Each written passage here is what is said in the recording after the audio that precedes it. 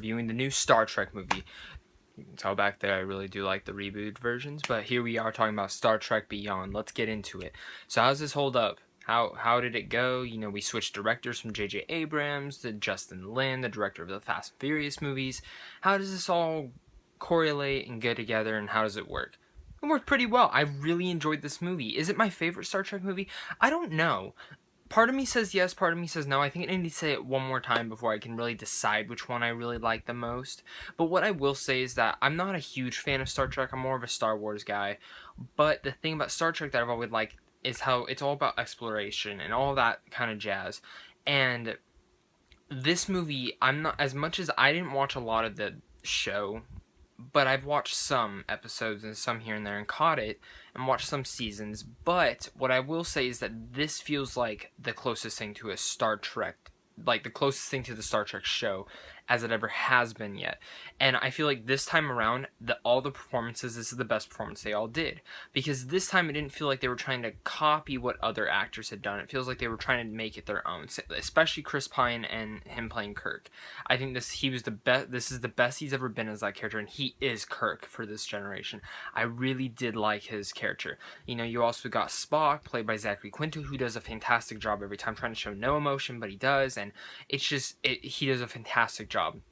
You also got Scotty, Simon Pegg, Bones,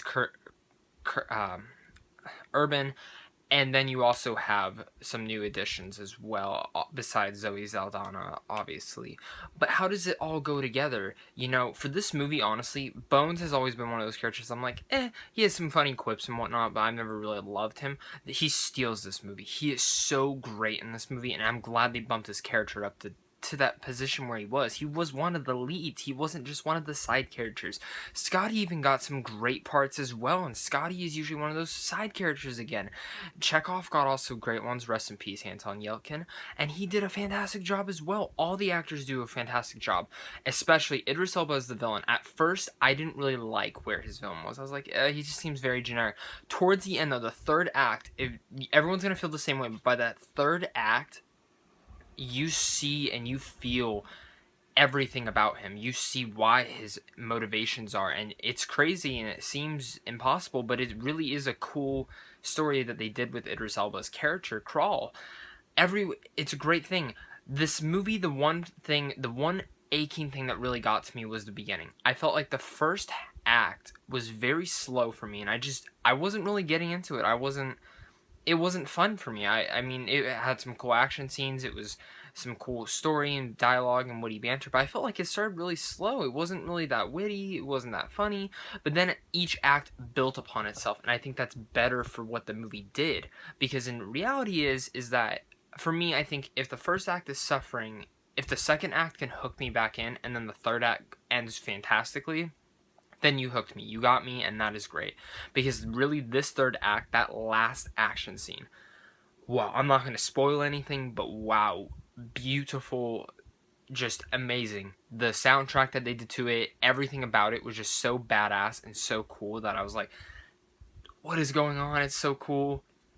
And then we also have the new character played by Sophia Bellow from Kingsman, and Jaylesh, and she's badass. I hope they bring her back for Star Trek 4, because I think she did a fantastic job in this, and her character is so intriguing. She kind of reminds me of Drax mixed with kind of Gamora from Guardians, because she's very smart and capable, but then she kind of does some isms that Drax does, not all angrily, but she does some of those, the way she talks and whatnot. But overall, Star Trek Beyond is a great adventure. The imagery, the cinematography is beautiful. Everything looks amazing. The directing was great. The acting is probably the best acting we've seen in a Star Trek. Does it have the best story out of all the Star Treks? No. This felt like more of a episode from a Star Trek show. And for me, did it have the best action? No. But I felt like it culminated all of it together and made one of the best Star Trek movies that we've seen. For me, I need to see it one more time before I can say where I order them, but I really do think this is a great time at the movies, and everyone should go out and enjoy this. Star Trek Beyond is going to get a B+ from me.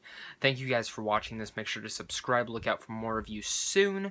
Other than that, guys, please go see Star Trek. Please support that movie, and please just keep going to the theaters, because People need to go to see the theaters. That's how they make the movie. It's for that. Check out for some more reviews coming up soon. Other than that, guys, have a great rest of your day.